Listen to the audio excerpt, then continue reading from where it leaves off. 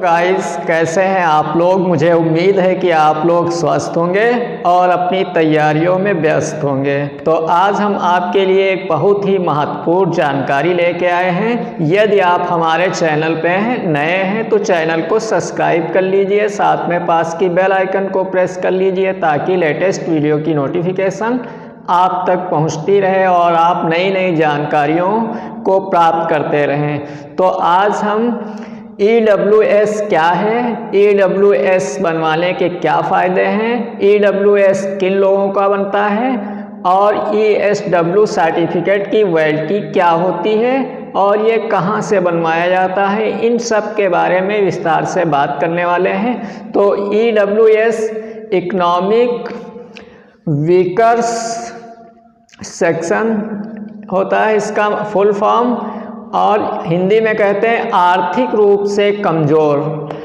वर्ग के जो लोग हैं वो EWS सर्टिफिकेट बनवा सकते हैं और गवर्नमेंट की तरफ 10% आरक्षण का लाभ उठा सकते हैं। तो कौन लोग बनवा सकते हैं? तो इसमें सामान्य वर्ग में आने वाली जो जातियां हैं वह लोग अपना EWS सर्टिफिकेट बनवा सकती हैं और 10% आरक्षण का लाभ वो सरकारी योजनाओं में प्राप्त कर सकती हैं, चाहे वो वैकेंसी का मामला हो या किसी और चीज़ का फ़ायदा लेना है। तो अब सामान्य वर्ग में के अभ्यर्थी जो हैं वो लोग भी आरक्षण का लाभ ले सकते हैं, लेकिन उनके पास EWS का सर्टिफिकेट उनके पास होना चाहिए। EWS सर्टिफिकेट किन लोगों का बनता है? तो एक तो सामान्य वर्ग के अभ्यर्थियों का ये सर्टिफिकेट बनता हो, महिला हो या पुरुष हो।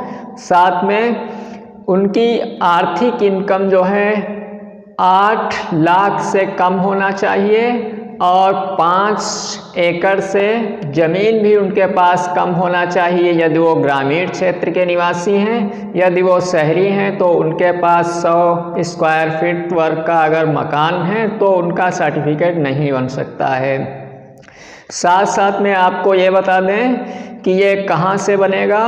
तो ये ऑनलाइन भी बनता है। कुछ स्टेट जैसे बिहार है, आंध्र प्रदेश है, वहाँ पर ऑनलाइन पोर्टल है इसके लिए, लेकिन कुछ राज्य ऐसे हैं जैसे अपना उत्तर प्रदेश है, यहाँ पर कोई ऐसा पोर्टल नहीं है। तो आप इसको ऑफलाइन ही बनवा सकते हैं। कहाँ से बनवा सकते हैं? तो इसके लिए आपकी जो तहसील है वहाँ से आप बनवा सकते हैं। अब आपके पास कौन कौन से डॉक्यूमेंट होना चाहिए? तो आपके पास पासपोर्ट साइज़ के फ़ोटो होना चाहिए, इनकम सर्टिफिकेट होना चाहिए और निवास प्रमाण पत्र यानी डोमिसाइल सर्टिफिकेट होना चाहिए। साथ साथ में आपके जो आर्थिक यानी ज़मीन वगैरह के कागजात जो हैं वो आपके पास होना चाहिए। साथ साथ में ईमेल आपका होना चाहिए और मोबाइल भी होना चाहिए आपके पास।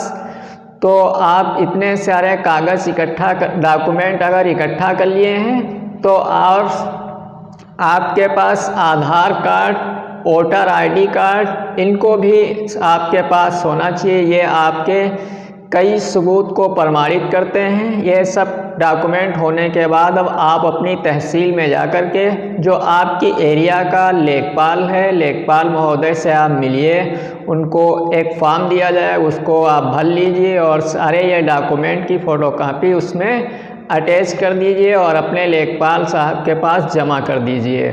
इसको बनने में 10-15 दिन का समय लगता है और ये फिर 10-15 दिन बाद आप अपने लेखपाल साहब के पास जाइए और वहाँ उनसे बात करिए। तो आपको अगर आपका EWS सर्टिफिकेट रेडी हो गया होगा तो आपको वो मिल जाएगा। तो इस प्रकार से EWS सर्टिफिकेट बनता है। साथ साथ में इसकी वैलिडिटी क्या रहती है? तो इसकी वैलिडिटी 1 वर्ष के लिए होती है, यानी आप जिस डेट में बनवा रहे हैं उस डेट से 1 साल के लिए ये वैलिड होता है। और कुछ EWS सर्टिफिकेट ऐसे भी होते हैं जो 3 माह के लिए दिए जाते हैं और कुछ 6 माह के लिए दिए जाते हैं। तो ये इनकी वैलिडिटी की बात हुई।